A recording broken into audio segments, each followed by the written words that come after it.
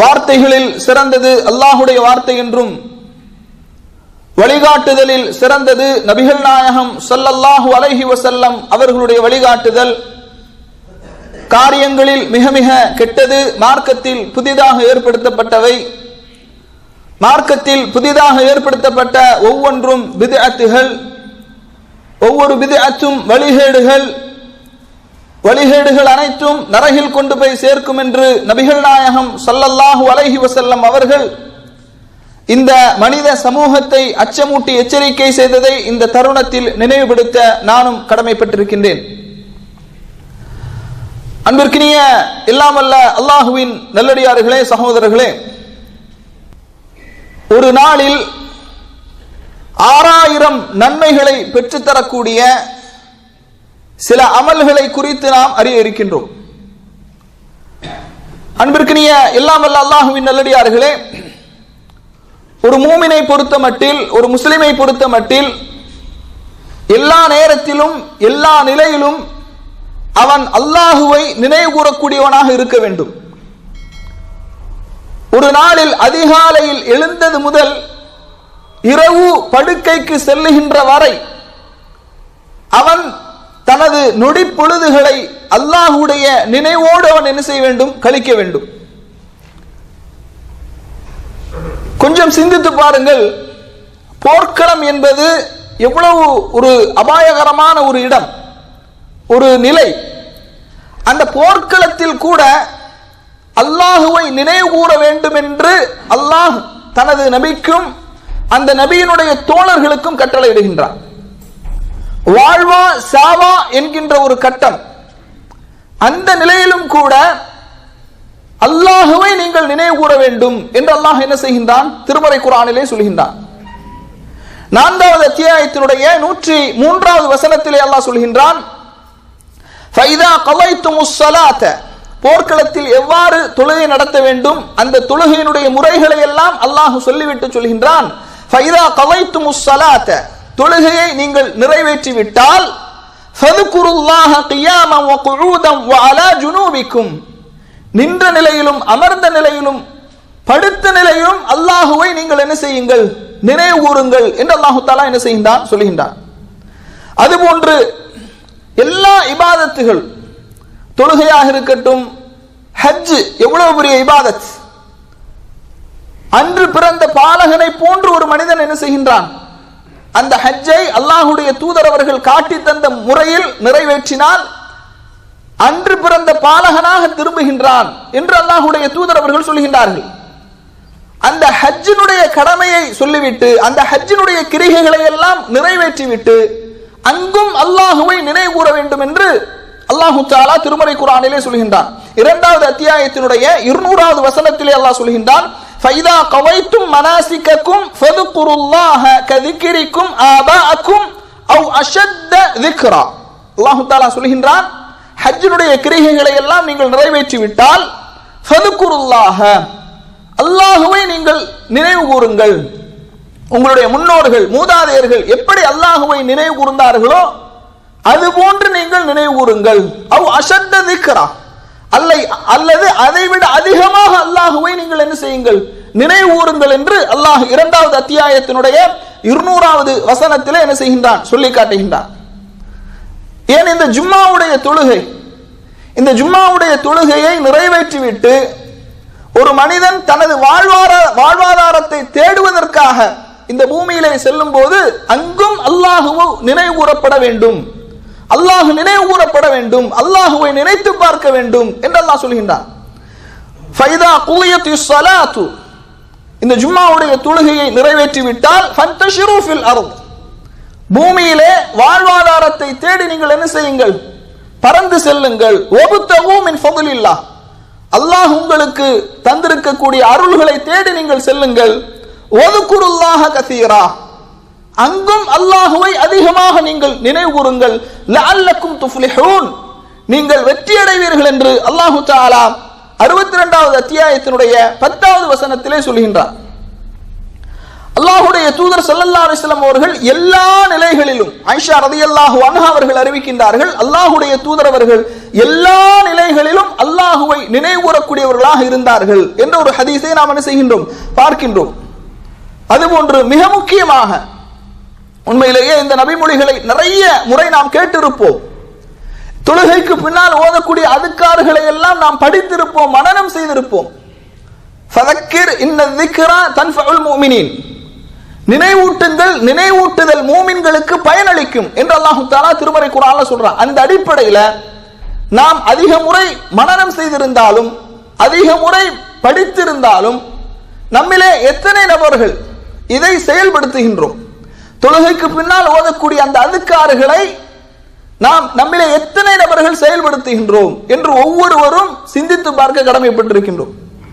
ரசூலுல்லாஹி ஸல்லல்லாஹு அலைஹி வஸல்லம் இதன் ஸரஃப மின் ஸலாத்திஹி, தொழுகையை முடித்து விட்டால் அவர்கள் இஸ்தக்ஃபர ஸலாஸன், 3 முறை பாவ மன்னிப்பு தேடுவார்கள்.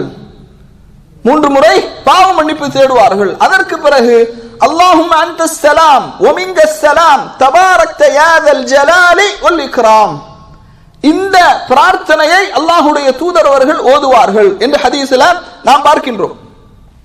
அல்லாஹும்ம அன்தஸ் ஸலாம், இறைவா நீதான் சாந்தி அளிக்கக்கூடியவன், அமைதியை தரக்கூடியவன்.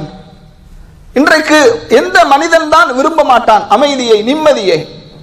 எவ்வளவுதான் செல்வம் இருந்தாலும், எவ்வளவுதான் வசதி வாய்ப்புகள் இருந்தாலும், மன நிம்மதி என்பது ஒரு மனிதனுக்கு அடிப்படையான ஒன்று, இன்றியமையாத ஒன்று.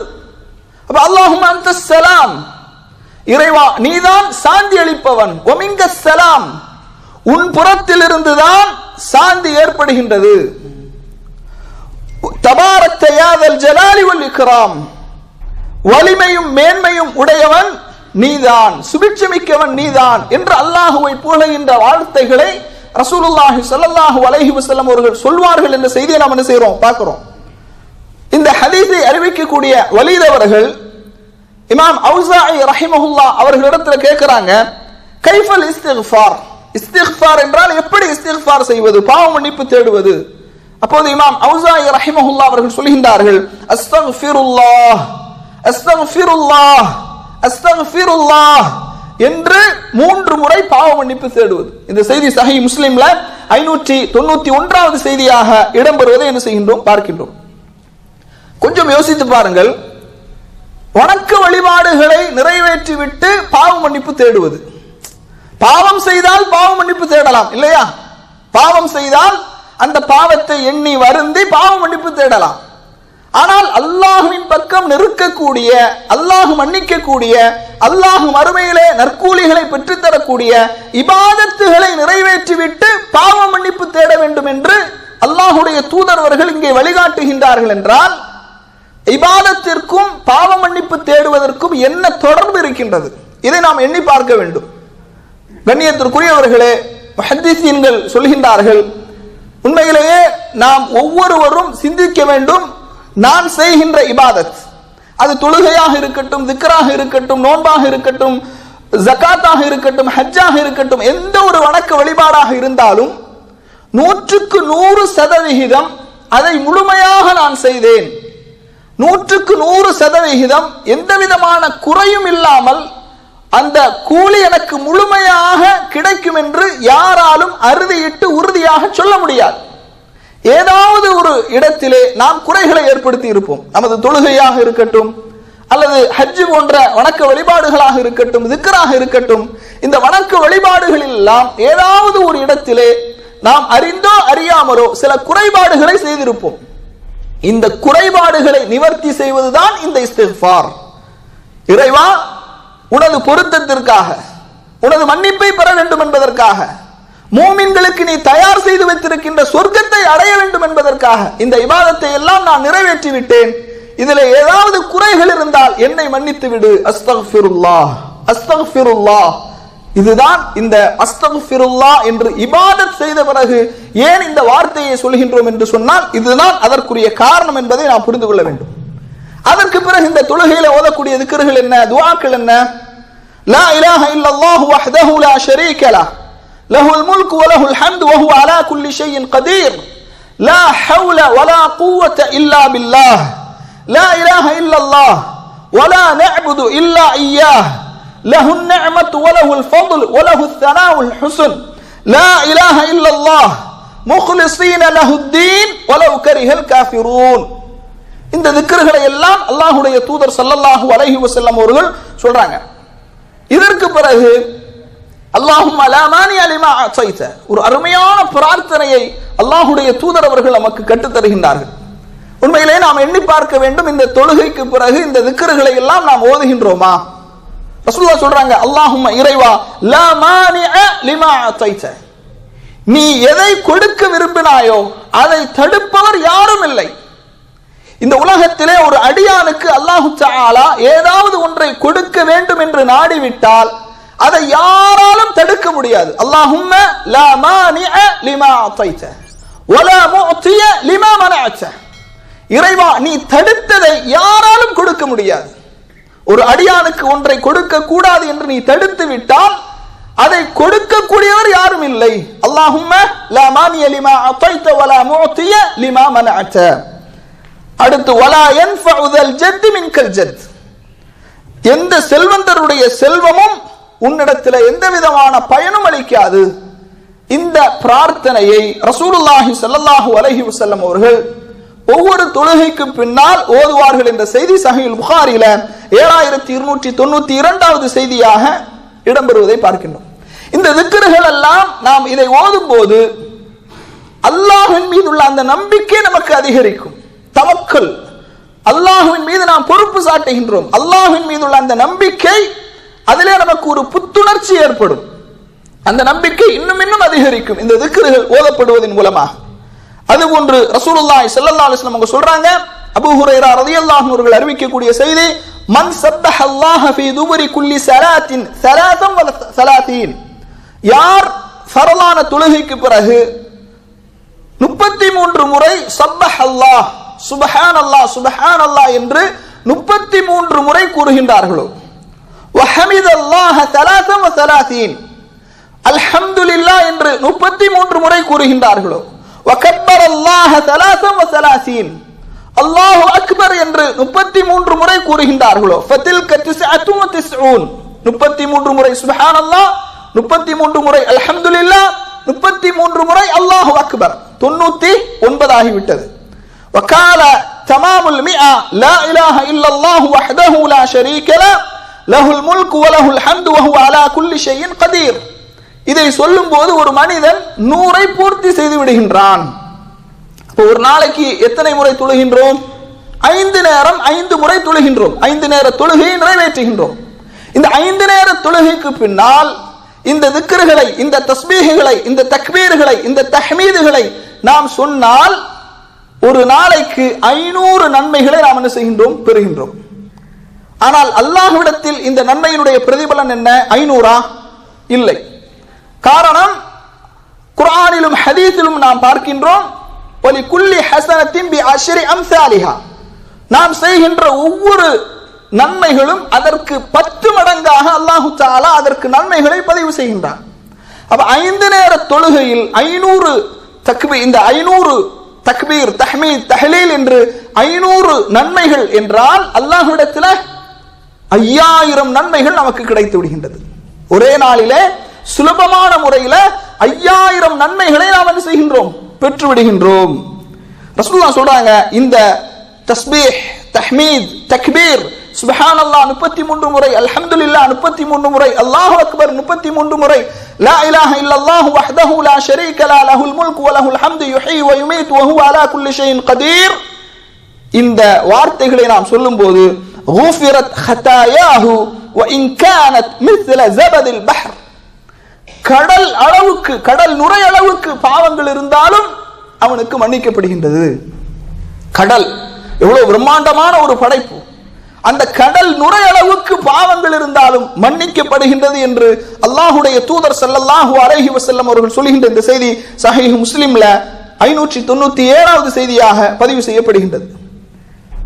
இது ஒரு முறை. இது இப்படியும் நாம் என்ன செய்யலாம்? தொழுகைக்கு பின்னால் திக்ருகளை, ஔராதுகளை ஓதலாம். இன்னும் ஒரு முறையை ரசூலுல்லாஹி ஸல்லல்லாஹு அலைஹி வஸல்லம் அவங்க கற்றுத்தாராங்க. அல்லாஹ்வுடைய தூதர் அவர்கள் சொல்றாங்க, ஹஸலதானி அவ் ஹல்லதானி லா யுஹாஃபிது அலைஹிமா ரஜுலுன் முஸ்லிம் இல்லா தகலல் ஜன்னah ஹுமா யஸீர் வ மன் யஅமல் பிஹிமா கலீல். அல்லாஹ்வுடைய தூதர் அவர்கள் சொல்கின்றார்கள், இந்த ஔராதுகளை, இந்த செயல்களை யார் முறையாக பேணி செய்கின்றார்களோ, எந்த ஒரு முஸ்லிம் செய்கின்றானோ அவன் சொர்க்கத்தில் பிரவேசிப்பான். சொல்வதற்கு மிகவும் இலகுவானது, ஆனால் செய்யக்கூடியவர்கள் மிகவும் குறைவாக இருக்கின்றார்கள் என்று சொல்லிவிட்டு துஸப்பிஹுல்லாஹ அஷ்ரா, சுப்ஹானல்லாஹ் என்று 10 முறை கூறுவது, வ தஹ்மதுல்லாஹ அஷ்ரா, அல்ஹம்துலில்லாஹ் என்று 10 முறை கூறுவது, வ துகப்பிருல்லாஹ அஷ்ரா ஃபீ துபுரி குல்லி ஸலாத்தின், ஒவ்வொரு தொழுகைக்கு பிறகும் சுப்ஹானல்லாஹ் என்று 10 முறை, அல்ஹம்துலில்லாஹ் என்று 10 முறை, அல்லாஹு அக்பர் என்று 10 முறை சொல்வது, فذلك 150 باللسان, இது 500 நன்மைகளை பெற்று தருகின்றது என்று ரசூலுல்லாஹி ஸல்லல்லாஹு அலைஹி வஸல்லம் அவர்கள் என்ன செய்கின்றார்கள், சொல்கின்றார்கள்.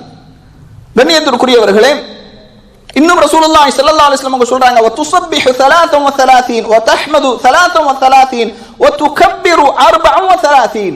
சுப்ஹானல்லாஹ் 33 முறை, அல்ஹம்துலில்லாஹ் 33 முறை, அல்லாஹு அக்பர் 34 முறை. இப்படி ஒருவர் செய்யும் போது அவருக்கு 100 நன்மைகளை அது பெற்று தருகின்றது. ஆனால் அல்லாஹ்விடத்தில் வஅல்ஃபு ஃபில் மீசான், அல்லாஹ்விடத்தில் 1000 நன்மைகளை அது பெற்று தருகின்றது என்று ரசூலுல்லாஹி ஸல்லல்லாஹு அலைஹி வஸல்லம் அவர்கள் என்ன செய்கிறாங்க, சொல்லி காட்டுகின்றார்கள். இன்னொரு ஹதீஸ்ல நம்ம பார்க்கிறோம், ஃபஅய்யுக்கும் யஅமலு ஃபில் யௌமி 2500 சய்யிஆ, ரசூலுல்லாஹி ஸல்லல்லாஹு அலைஹி வஸல்லம் அவங்க கேட்கிறாங்க, அதாவது ஒரு நாளில் மிகவும் இலகுவாக செய்யக்கூடிய திக்ருகள், துஆக்கள், இந்த தஸ்பீஹ்கள், திக்ருகள் யார் உங்களில் செய்யக்கூடியவர்கள் இருக்கிறாங்க அப்படின்னு கேட்கும்போது, ஆனால் சொல்வதற்கு நடைமுறைப்படுத்துவதற்கு இலகுவானது, ஆனால் இதை அமல்படுத்துபவர்கள் குறைவாக இருக்கின்றார்கள் என்று சொல்லிவிட்டு சொல்றாங்க, ஒரு மனிதன் யஅதி அஹதுக்கும் ஷைத்தானு இதா ஃபரக மின் ஸலாத்திஹி, ஒரு மனிதன் தொழுகையை முடித்து விட்டால் உடனே ஷைத்தான் அவனிடத்திலே வந்து விடுகின்றான். ஷைத்தான் தொழுகையில 2-3 கட்டங்கள்ல வர்றான். அல்லாஹு அக்பர் என்று தக்பீர் கட்டின உடனேயே என்ன செய்வான், ஷைத்தான் வந்து விடுகின்றான். இதை நினைத்துப்பார், அதை நினைத்துப்பார், அதை நினைத்துப்பார் என்று அவனுடைய தொழுகையை ஷைத்தான் பாழாக்கி விடுகின்றான். ஹதீஸிலே வந்த விஷயம். அதுபோன்று சலாம் கொடுத்த உடனேயே ஷைத்தான் வந்து விடுகின்றான். ஃபயுதக்கிருஹு ஹாஜத கதா வ கதா, தொழுகை முடிச்ச உடனேயே உனக்கு இன்ன தேவை இருக்கு, இன்ன தேவை இருக்கு, இன்ன தேவை இருக்கு என்று ஷைத்தான் அவனுடைய சிந்தனையிலே இந்த செய்திகளை போடுகின்றான். ஃபயகூமு வலா யகூலுஹா, ஒரு மனிதன் எழுந்து உடனே இந்த திக்ருகளை செய்யாமலே சென்று விடுகின்றான். ஃபைதா இல்தஜா யஅதீஹி ஷைத்தானு ஃபயுனவ்விமுஹு قبل ان يقولها, அதுபோன்று ஒரு மனிதன் தூங்குவதற்கு முன்பாக இந்த திக்ருகளை, தஸ்பீஹ்களை, தஹ்மீதுகளை, தக்பீர்களை, தஹ்லீல்களை சொல்லாமல் அவன் தூங்குவதற்கு முன்பாக சொல்லலாம் என்று இருக்கும்போது ஷைத்தான் வந்து வருகை தந்து அவனை தூங்க செய்து விடுகின்றான் என்று ரசூலுல்லாஹி ஸல்லல்லாஹு அலைஹி வஸல்லம் அவர்கள் சொல்லக்கூடிய இந்த செய்தி அபூதாவுதுல 5065வது செய்தியாக, திருமதியில 3410வது செய்தியாக, நசாயில 1348வது செய்தியாக, இன்னும் அதிகமான ஹதீஸ் கிரந்தங்களில் பதிவு செய்யப்படுகின்றது. இப்ப கண்ணியத்திற்குரிய சகோதரர்களே, இதெல்லாம் நமக்கு தெரியாதா? தெரிந்து வைத்திருக்கின்றோம். ஆனால் அமல் செய்பவர்கள் யார்? நம்மிலே மிக மிக குறைவானவர்கள் தான் என்ன செய்கிறோம், தொழுகைக்கு பின்னால் உள்ள திக்ருகளை எல்லாம் ஓதுகின்றோம். அதுபோன்று இரவிலே தூங்கும் போது, இப்போ ஒரு நாளைக்கு இந்த சுப்ஹானல்லாஹ் 33 முறை, அல்ஹம்துலில்லாஹ் 33 முறை, அல்லாஹு அக்பர் 33 முறை, அதற்கு பிறகு ஓதக்கூடிய லா இலாஹ இல்லல்லாஹ் வஹ்தஹு லா ஷரீக லஹு என்று வருகின்ற அந்த திக்ர், இதை சொல்லும் போது ஒரு நாளைக்கு 5 முறை சொல்கின்றோம், 500 நன்மைகளை பெற்று விடுகின்றோம். அல்லாஹ்விடத்தில் 5000 நன்மைகளை பெறுகின்றோம்.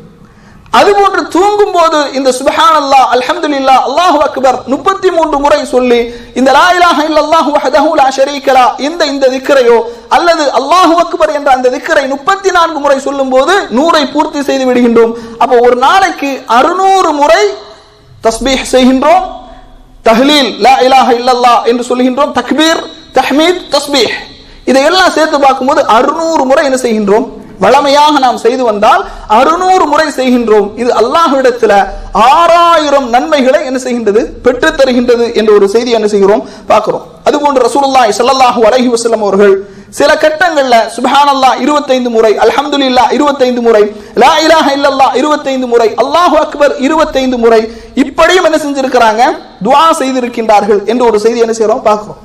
அதுபோன்று பாருங்க சுப்ஹானல்லாஹ், இந்த ஆயத்து குர்சியினுடைய பவர். ரசூலுல்லாஹி ஸல்லல்லாஹு அலைஹி வஸல்லம் சொல்றாங்க, சுனனுல் குப்ரால இந்த செய்தி 9928வது செய்தியாக பதிவு செய்யப்படுகின்றது.